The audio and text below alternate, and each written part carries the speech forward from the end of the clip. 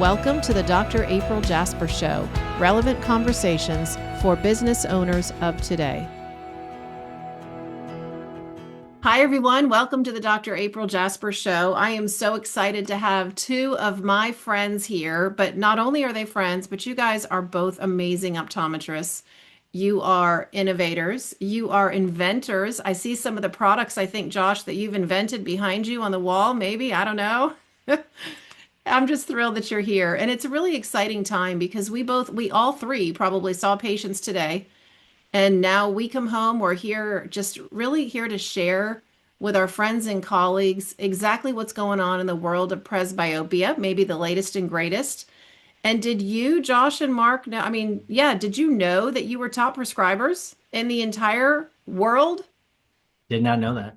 Yeah. No idea. No I idea. am pretty privileged to have you guys with me tonight, and I just want to thank you. But as we get started, I want you to tell everybody who you are, where you practice, and really what made you so excited to be able to get started prescribing VIZZ. And don't tell them everything about VIZZ yet. We're going to get there. So, Mark, let's start with you.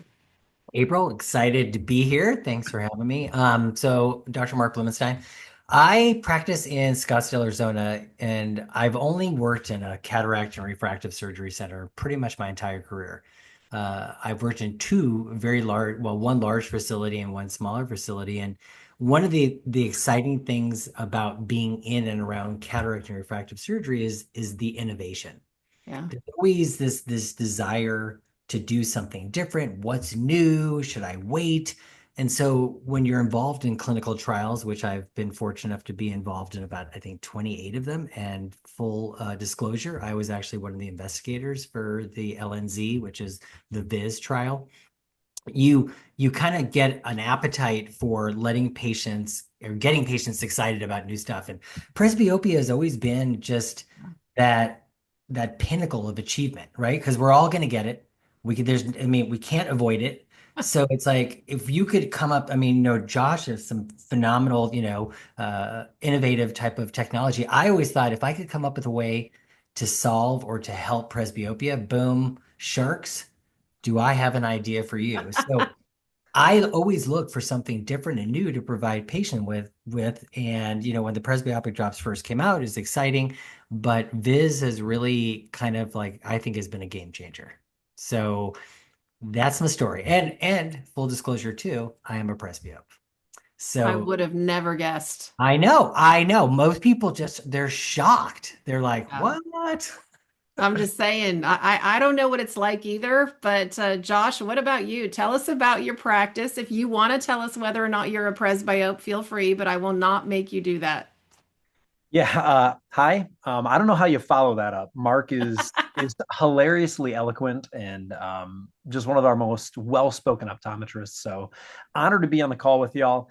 I didn't know I was one of the top prescribers in the country. I do know I prescribe a fair amount of this, but I'm Josh Davidson. I work in Baton Rouge, Louisiana. I've actually dabbled in a lot of different areas of optometry. I've primarily always done medical. But I did spend some time, moonlighting at corporate. I worked at a small, just two-person or two OD practice, and I've worked for two cataract refractive practices as well, just like Mark, a small one and then a large one that's called Williamson Eye Center. So there I do all the dry eye patients, all the complicated ones. I do a lot of scleral lenses. I do all of our kind of specialty contact lenses.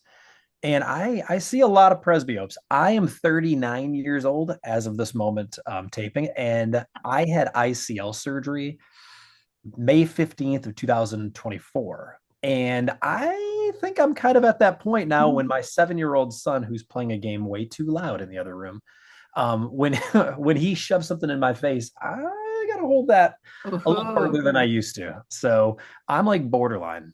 Yeah, you just wait. And we Yeah. can't hear his game at all, so it's all good. Don't I worry got about that. it. So here's the deal. What you guys, I don't know if you know this, but in Florida, things tend to be a little slower as far as us being able to prescribe different medications. And so what I will tell you is that one of the things that we've been challenged with is you guys all had VIZZ before we did. And so now it's something that's on our formulary. We can talk to our patients about it, but we don't have the experience. And so I'm thrilled that you're here because you're going to help us, myself, my colleagues, and maybe even doctors outside of the state of Florida that just haven't prescribed as much. And so I will tell you, when I put out my first announcement to on LinkedIn, I think it was, and on Facebook to my patients, so many of them responded and said, I think I'm a perfect candidate. But let me ask you, and Marc, I'll start with you because this is what people want to know. So let's just start right out with this. Does Viz work? And if so, how long? Great question, April. How long does Viz work, and more importantly, does it work is what most of my patients, are excited about. And I always kind of the interesting thing for me is when I talk to patients, I always think about myself. Yeah. Like, would I want to put a drop in my eye that then I have to 3 or 4 hours later put another drop in, 3 or 4 hours later put another drop in? Viz in the clinical trials demonstrated that it lasted 70% of the patients up to 10 hours could still have Wow. functional vision. 93, I think 97%, some crazy number, could see within a half an hour. So it works fast, and the longevity of the drop is incredible. And, when you sit there and say, well, who's it going to work on? For me, and this also is something that bore out in the clinical trials, there was no difference between gender, between race, between age. We actually studied patients in the clinical trial between 45 and 75.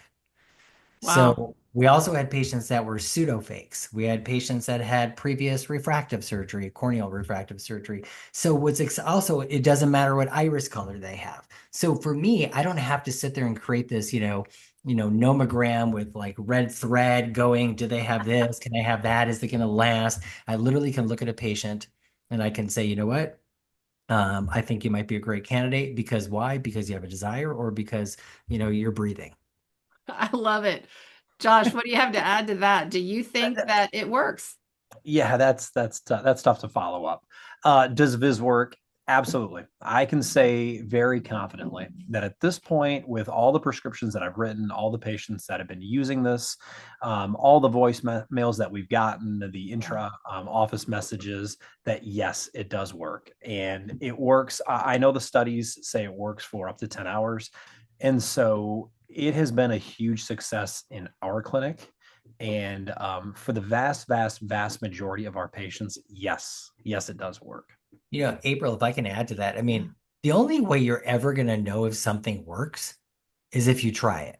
Yeah. And, because it almost is like Groundhog's Day. It resets the next morning, you're back to where you were.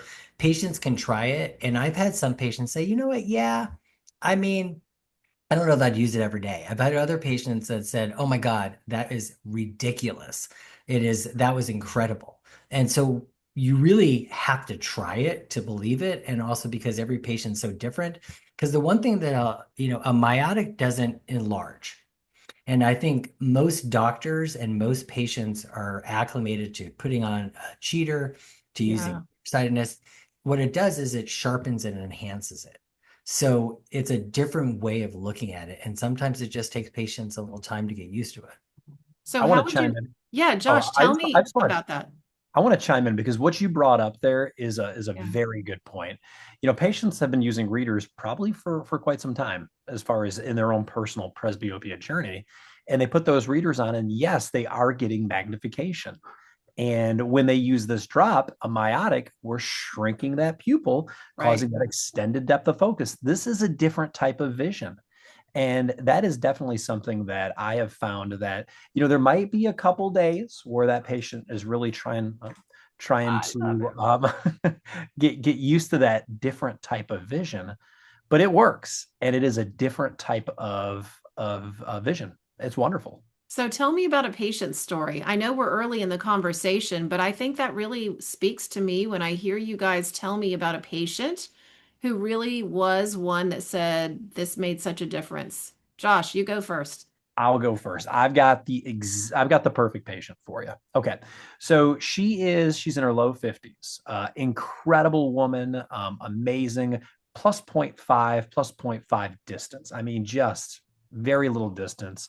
She's tried all the presbyopia drops. I'm not privy to any of the research like Dr. Bloomenstein is. I don't have any of those, but they've tried the other ones that's on the market. She has been in multifocal contacts for a long time, tried them all. And so she just doesn't like the fact that she loses the distance and that to get a little bit of the reading. And she lives a very active lifestyle. She was actually the state of Louisiana's one of the representatives to like Iron Man or Iron Woman in Hawaii. Wow. So yeah, so she's very, very active, and she doesn't like how some of the drops only last a couple hours because then she's got to fiddle and try to find the her drops to use them again. And she's actually had some pain points. She actually was not able to represent Louisiana because what happened was she was training for her triathlon or whatever that thing that is, and she was shot. What? That's a pain point. So she was shot. So this woman is fighting back. She's training like crazy, and she's just trying to get her legs back on the bike and running and doing all the things they do. And not only does she have to worry about working on that, but now one of her pain points is her vision. Wow. She's using VIZZ now very, very successfully, and it's helping her train it. It's actually removing one of those pain points and making her vision, which was one of her biggest issues, now one of the biggest like points of pride for her. So she uses it as a lifestyle because she has that very active lifestyle, and she hopefully will be representing us in Hawaii or whatever it is. That's awesome. Soon as a VIZZ patient. Oh, so, I love it. We might see it on her jersey, right? They need to. She's the perfect cat. She's an amazing woman. Marc, how about you? Any patient stories that you can share with us? Yeah, I've got a few patient stories, but I'm still just thinking about the getting shot in Baton Rouge. I mean, my whole history in Baton Rouge was watching the Brady Bunch when God, what was her name? The youngest Brady was on that game show, and it was like, what's the capital of Louisiana? And she just froze. And it's like Baton Rouge, Cindy. It was Cindy. It was Cindy. Yeah. But yeah, that's crazy. She got shot. I don't have any real, dramatic patients like that who got shot, but I have a lot of different experiences of patients. One of the things that we do in our practice is we use multifocal IOLs. And oftentimes patients are disappointed because they can't participate in that and because it's cost prohibitive, or more importantly, they don't want the residual side effect of glare or halos. So they opt for a standard lens, or maybe sometimes they just get like a little bit of modified monovision. So I recently had a patient who had the light adjustable lens, the LAL. And again, it's a, kind of a blended vision. It's more of a kind of a very minimal monovision, and the patient just didn't feel they could see as well close. And I looked at him, I said, look, there's a new drop that just came on the market, and I think you'd be a great candidate for it. Let's try it. Now, one of the exciting things, April, is that we can give them a sample.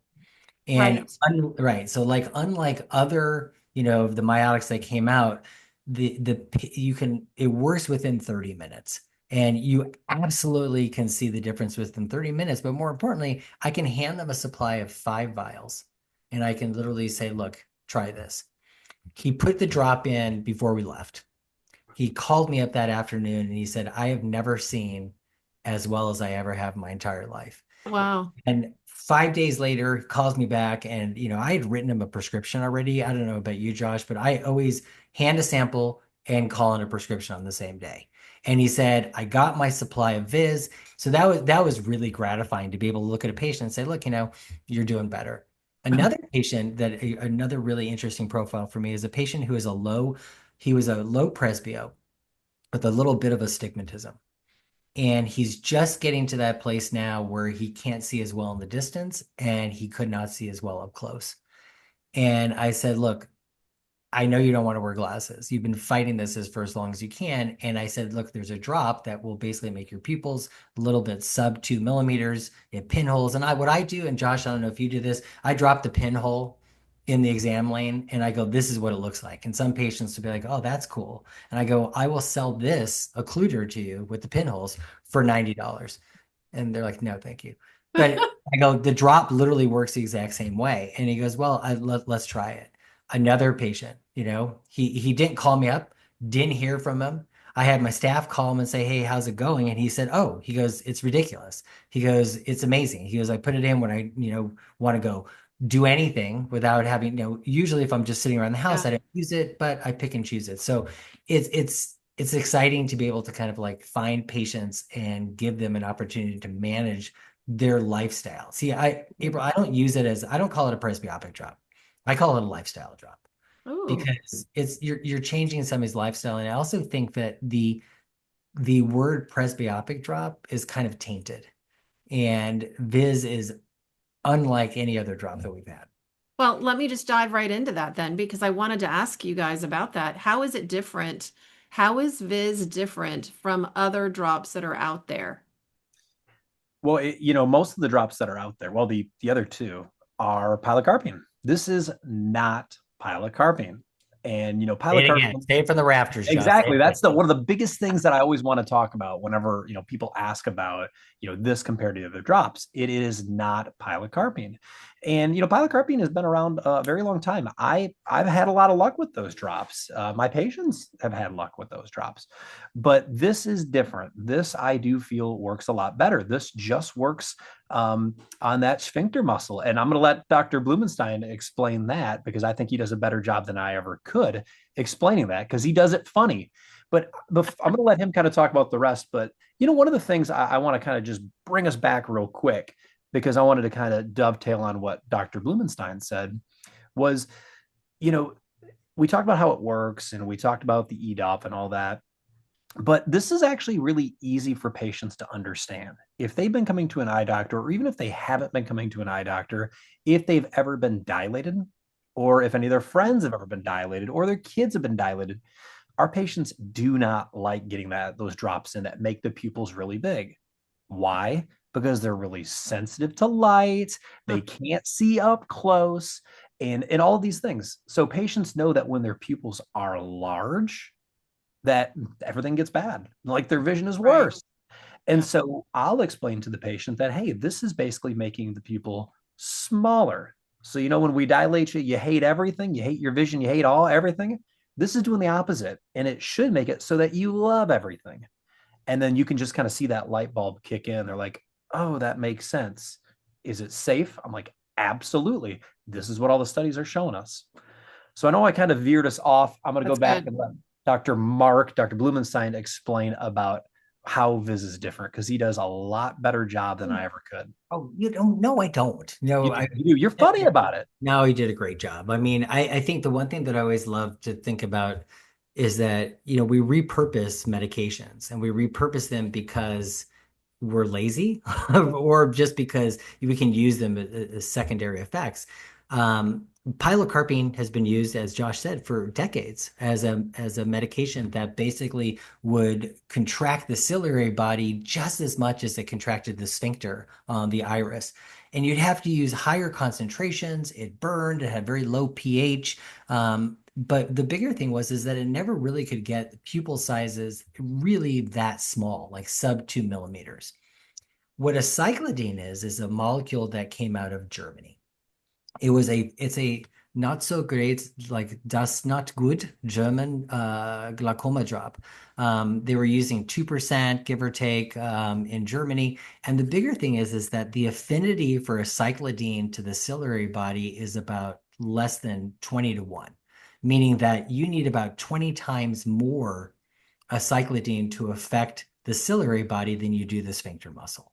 So it's in essence a ciliary body sparing. So it's not contracting the ciliary body, Mm. which also brings us to the point when you talk about patients for their distance vision, is that what aceclidine's not doing is it's not creating a myopic shift. So some of the effects that we have with pilocarpine, and I believe even to the extent we're going to see with carbachol, is that by constricting the ciliary body and activating the accommodative effect, that's where we got those brow aches. That's where patients would talk about the tension headaches. And I don't see that. I mean, I'm not going to say zero because I do think that, if you go and look at the package insert, you'll see that there was about 17% of patients, give or take, had some mild headache. But I clinically haven't seen anybody complaining about that. And so what aceclidine can do, as Josh said, is it can tighten up the sphincter so that you don't have to tighten up your sphincter when your patients are going to see well. It's yeah, sub 2 millimeter. I mean, we on average had a 1.5 millimeter pupil in the study. And if you look at the data, the smaller the pupil was, the better the improvement in the best correct distance corrected near vision, meaning how patients did. And as the pupil got larger, that it dropped off. And that kind of the most exciting thing about this drop is that, you know, it makes that pupil so small so fast without changing the distance vision. Josh, have you noticed that patients actually get better distance vision, or they've noted that it doesn't really affect their distance vision? I have noted that, and I've heard that. I've asked that amongst all my patients, and yeah, a lot of them have. And myself, like I said, I'm a presbyope. I would consider myself a presbyope at this point, just knowing what I know about the eyeball. Yeah. And when I use it, I see 20/15 vision monocularly. Okay, I see great after the ICL. But when I shrunk my pupil, because I was curious if it was going to have an effect on my little port that my Evo has, my ICL, I saw better at a distance with Wow. Viz myself. And so that was shocking to me. I didn't quite know what was going to happen with my ICL, and it was shocking. So I personally noticed an improvement in my distance, and I'm already better than perfect. I can avow to that as well. I'm like about a 20/50 in my left eye. I had EKC, it kind of irritated my cornea. My right eye, I'm about 20/25. When I viz, we need to have a whole thing about, how do you viz? When I visit. So when I viz, usually if I'm going out to lecture, I'm going to do something, it's hard, as you guys both know. You're looking at a computer, you're looking at the audience, you're looking at the screen, and with progressives, you just can't do it. So when I viz, I was 20/20 in my left eye, and I was almost 20/10 in my right eye. And it's just insane. I know, it's crazy. I love it. So again, go back to those of us in Florida who've not even we just this week started writing prescriptions. How do we choose the best candidates? Mark, start with you. Well, I think first and foremost, we're doctors. You're an eye doctor, you're, a physician in Miami. We're just optometrists here in Arizona. Are you guys physicians in Louisiana? Man, I think so. Yeah. I'm not entirely sure. All right. You need to I figure should probably know that. it out. And so I think that puts a Yeah. responsibility upon us to find candidates who we think are going to benefit from this. And so I think doing a thorough eye exam, making sure there's no pathology. More importantly, I look at the retina. I think a really thorough retinal evaluation, even if you do, an optos or a camera, and if I feel that somebody has a risk factor, for any sort of retinal pathology, then I would let them know that I just think that maybe it's not in their best interest. I'm going to ask Josh. Josh, what was your prescription before your ICL? -7. -7. See, that's borderline for me. I would look at his eye if I don't see any lattice or I don't see any other issues. Um, Aside from that, April, I mean, you want to make sure that they have best distance corrected vision.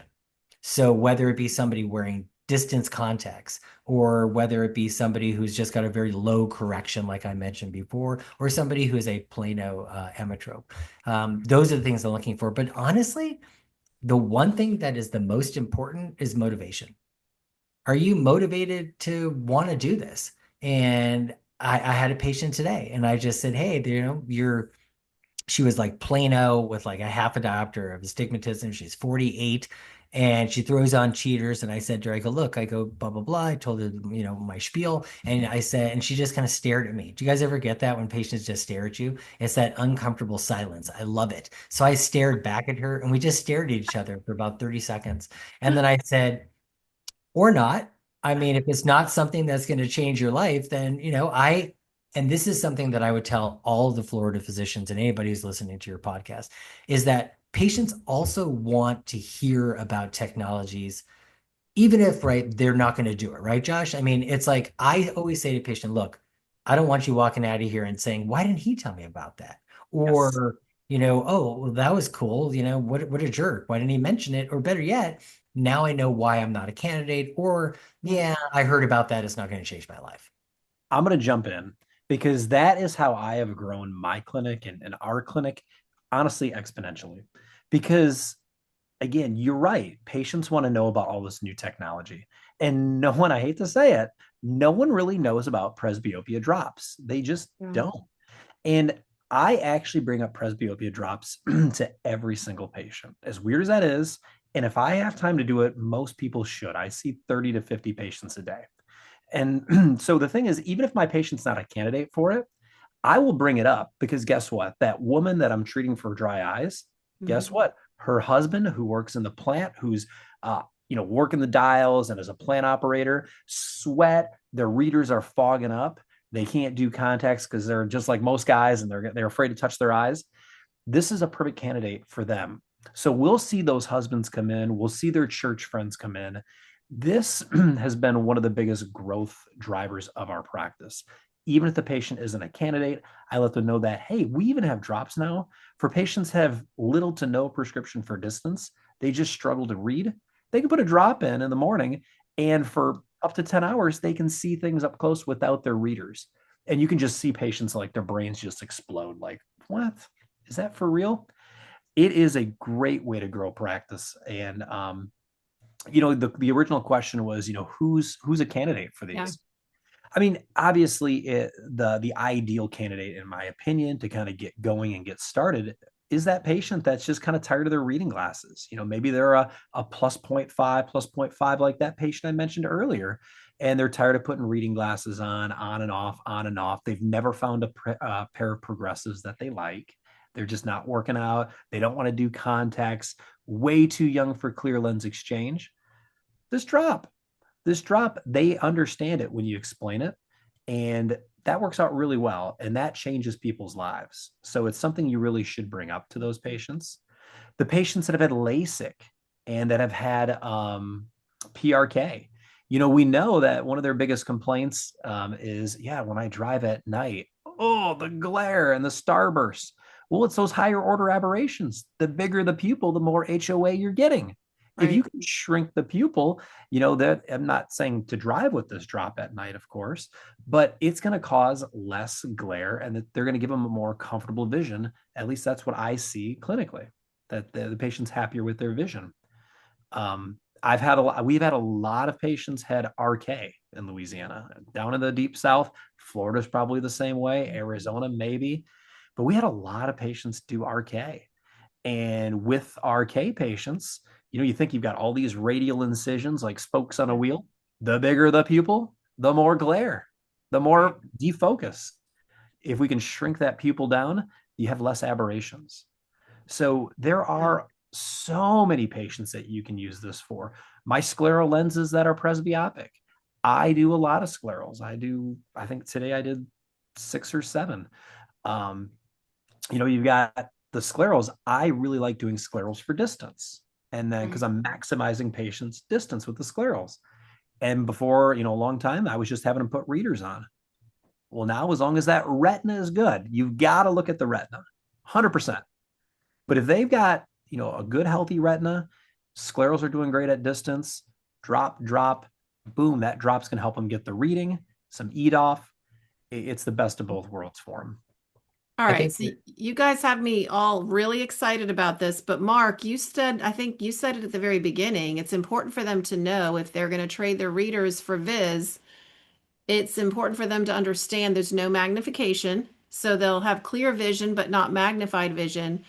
But how do I set their expectations for what's going to happen when they put the drop in? that is an excellent question. Discussing expectations is always the most important thing you can do with patients so it doesn't become complications. So I pretty much, kind of narrowed it down to just like, 5 things that I tell patients.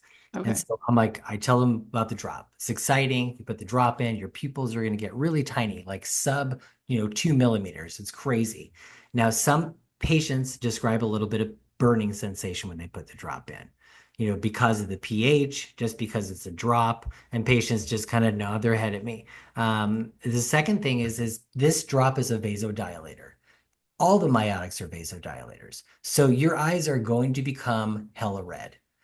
In the clinical trials, we didn't see that. We just, we didn't because we didn't bring them back at 30 minutes and look at them under the slit lamp. We did something simple like saying, hey, have you noticed any adverse events? They're like, no, living my best life. But if you look in the mirror, they're like, oh my God, I got the rage from 28 days later. And so some patients it bothers them. Some patients it doesn't. So what I tell patients is that it's going to get really red. You can use something like a Lumify if you want to, or take a picture, send it to work, tell them you can't come in because you have viral infection. But it goes away. And in fact, I also tell patients that there's, a tachyphylaxis response. These things dissipate over time. In fact, each time you use it, it gets a little bit less. The third thing I tell them is that because you're making your pupils very, very small, when you're in a darker room, it's going to feel a little dimmer. And the dimness at first feels a little weird. It's like, something's not right. And honestly, and I can speak personally, I've used it, I think a half a dozen times. The last 2 or 3 times I used it, I didn't even notice the dimming. Before I just kept going, is it dark in here? You guys, is it a little darker? But my vision was so good, I didn't care. Right. And then the first thing I tell patients is that, the drop is a little bit sticky. It's thick. And so you want to put 1 drop in each eye, close your eyes, and then put another drop in each eye. And the last thing I say is, this stuff works. And so, Good. And they just basically will say, hook me up, brother, or they'll say, okay. So, yeah. That's good. Josh, how do you go through those 5 things? Or what's your routine? Help us out. Well, I don't think that this is anything that ODs and eye doctors of any kind are not used to, because we're used to explaining things as far as, hey, this is what you can expect. This is what you can expect. If we start you on an immunomodulator, it's not going to work the first day. It's going to take a little while, up to 4 to 6 months. Hey, you just bought these progressive glasses. You're going to put them on. They're not going to be great right away. Okay. The vision oftentimes with VIZZ is really, really good right away. Surprisingly fast, surprisingly, even that first day, the patients say, hey, I'm really happy with the vision. But I do kind of go through something very similar to Dr. Bloomenstein. I'll let them know, hey, your eyes are going to get red. And for me, the first time I used it, my eyes were red for about 25 to 30 minutes. Okay. The next couple times I used it, not nearly that long or not that red.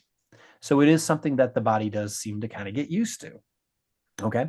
I'll also let them know that when I use the drop, I experienced some dimness, and it went away after just a few uses.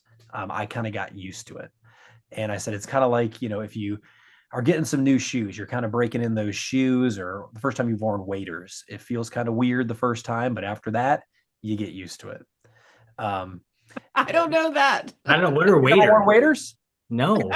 We're the sportsman's pair. Is that a water boy thing from Louisiana? It is actually what water boy. Yes. So, and I tell you what, when I tell people that down here, they get it. So maybe high heels. Okay, I get that. Somewhere, I guess. April, we can get that, right? But patients get used to that, and they understand. They're like, oh yeah, okay, it's going to take a little while to get used to it. And I wouldn't say a long time, maybe 1 or 2 uses. I've had a couple patients tell me that the first couple times they used it and they walked outside, it felt like they were walking outside during an eclipse. And I kind of felt that. Like when I heard that and I tried it myself, I was like, okay, I can see what they're talking about. Everything was just a little dimmer. I had a really unique patient. She's one that does complain about pretty much everything. Everything. And, she's very light sensitive, and she's a little older, and she didn't even used to shop at Walmart because she didn't like fluorescent lighting. So I said, okay, I got an idea. I said, I want you to try this drop. Her retinas were clear. And I said, I know you're sensitive to light, even when you're inside. I said, try those. Called me back 3 to 4 days later and said, you know what? What a difference. I went to Walmart. She was pumped because she went to Walmart because the fluorescent lighting didn't bother her. So the dimming in her case was a good thing. Right. That's good. Yeah, so now I have a patient, Josh, that comes in. We have done their complete exam, dilated them. Their retina's good. I went through the conversation with them just like you did. and now it's time to prescribe the medication. So how do I get Viz from an idea to in my patient's hands? So first off, I'm going to give them a sample and let them know that, day 5 is going to probably be better than day 1. And so explain all that. But anytime I give them a sample, I actually do, we call it in. And so we'll call it in to the mail order pharmacy that is recommended by VIZZ, and your rep can kind of set that up in your EMR. I was such an early adopter. I actually had to get that plugged into my EMR system, into our system. So yeah, just send it away to the I think it's Medvantix, if I remember correctly. Upscript. Or Upscript. It's Upscript. Upscript. Down. Yeah. So that's a nice thing about having a big team. They just kind of do that. Yeah, for them. exactly. They e-scribe it to them, and then the patient will typically get a text, and they just kind of follow the way to do that. In optometry and ophthalmology, and I've heard dermatology, these mail order pharmacies are kind of the rage. Yeah. And when you learn how to use them correctly, they really do make life easy. So yeah, I give a sample. I tell them, hey, your eyes are going to get red. If that's something you're kind of bothered by as your body gets used to it, go downstairs to our optical. We've got some preservative-free Lumify. Pick that up, and then we e-scribe it. And that's really it. One of the beautiful things about this that the doctors need to understand is there's no prior authorizations. Ooh. Right? It's cash So pay. the bane of our existence, and that's something that we really do need to understand, is VIZZ has no prior authorizations. So Dr. Marc Bloomenstein, is Viz covered by my insurance? That's a great question, April. Is it covered by insurance? The answer is no. No. I mean, it's cash pay, as Josh said. And what he also alluded to, which is, I think, another important point that your listeners should know, is that the cash price of $79 for 25 vials is set at Upscript. So when you e-prescribe it to Upscript, they will absolutely get that price. They could write a prescription. You could write a prescription for VIZZ, 1 drop, to be used, 2 minutes apart. QD, 25 vials. If they wanted to give them a 3-month supply, it'd be 75 vials. But that price is not going to be set, meaning that any pharmacy can choose to charge whatever they want. The other thing that I always tell patients as well is when I prescribe it, they're going to get a text message. And if they're not adept at text messaging, if they want a phone call, that's important. So let them know that Upscript texts them within like literally half an hour from the time you do it. You hit the link, you fill it out. So I always want them to kind of know. So something we do in our practice, Josh, is we hand paper out that has the phone number. Yes. For Upscript, so that when they call or text them, they know that's them. And it's fantastic. The other thing that I would really caution your doctors when they're prescribing it also is that to make sure that you allow the pharmacist to change the quantity. So there's some verbiage, and again, as Josh alluded to, you could talk to the Lens reps, or go to their website. It's something to the effect of, after the prescription, then, the pharmacist has the opportunity to change it. Because if the patient says, oh, I want a 90-day or I want a 1 month, then you don't have to worry about that when you write the prescription. So, but fortunately and unfortunately, yeah, we don't have to deal with insurances. There's no PAs. And, the beautiful thing about this is patients try it, they like it, they get more, they don't like it, they don't get more. And you're the hero because you put them in touch with something that's going to be unique and different and complementary to their lifestyles. And I love that you said that, because that's what I wanted to ask you, Josh. I love the word complementary. And I think that there are those out there that don't know also what to say, doctors that don't know what to say to a patient who says, oh, well, if I can get Viz, then that means I don't need to have contacts anymore. I don't need my glasses anymore. So what do you say to those patients? Well, just like your contact lens patients, you're going to always recommend they have a backup pair of glasses. There is no perfect solution for presbyopia for really anyone. And so I have found that in our clinic, this is more of like an and. I recommend, potentially readers along with VIZZ, because they might not want to do it every single day. Right.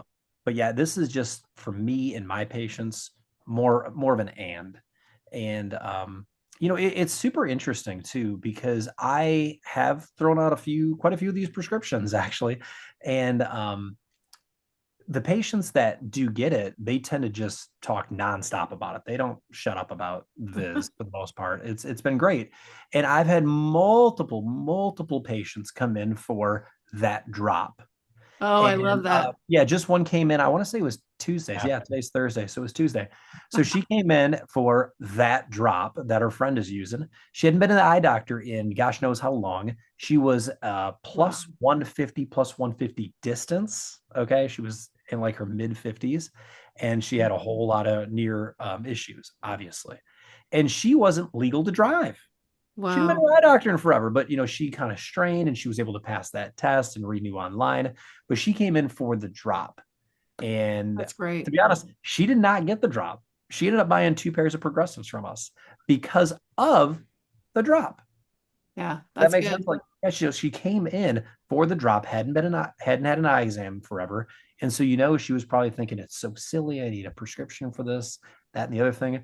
Well, when I put that phoropter in front of her, and I was like, "That's actually like 20/20 vision that you've been missing for gosh knows how long. Let's do that." She's like, "Oh, okay." So Viz has actually been an economic boom for my practice, Yeah. and it is my practice. It's, it's and the big thing is it is an it's Yeah. it's something that patients just might not want to use every single day. I have plenty that do want to use it every single day.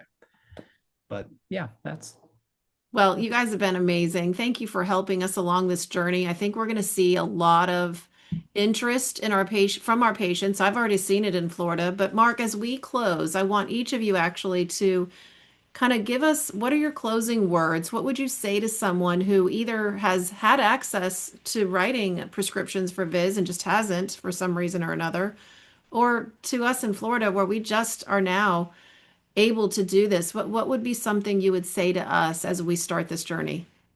I would tell you, the Florida optometric physicians that you need to get busy with it. All right.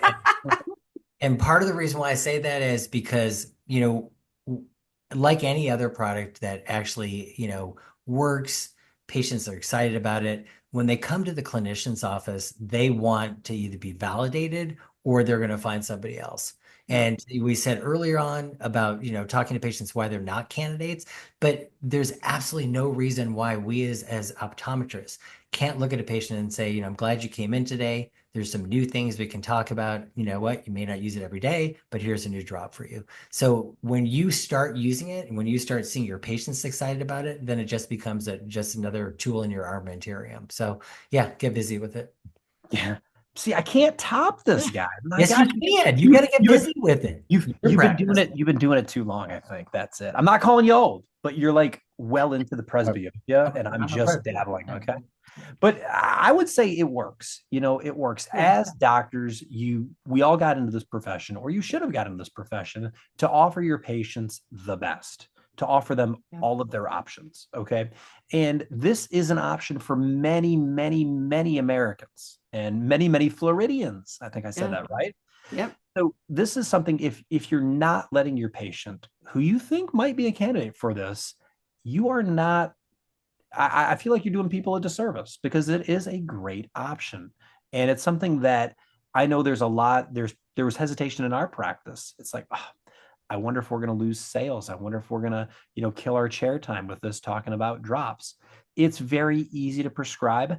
And I can tell you personally that I have made this into a growth factor for our clinic. We have grown because of presbyopia drops. This is one way that we help our patients Yeah. and just the general community know that, hey, Williamson practice, they know all the new stuff and they're always going to tell us the new stuff. That they're not just, I'm not going there and they're just going to sell me glasses no matter what. So it's a growth engine for your practice. That's awesome. Again, thank you guys. I mean, for anybody that's listening, patients, if you're listening, you go check out your eye doctor. It's time to get an eye exam. And if it's our colleagues that are listening today, I know that like me, they have learned so much from you, Josh and Mark, and we just appreciate that you were out there first, how did you say, getting busy with it? Do with it. That's so good. Busy with it. Between that and the And sphincter comment. yeah, that one was good too. But I just want you to know how much we appreciate you guys, and thanks for spending the time with me today. And for anybody who's interested in more information, definitely reach out to your sales team, and patients, you just reach out to your doctors. Thank you. Thanks, April. Thanks, Josh.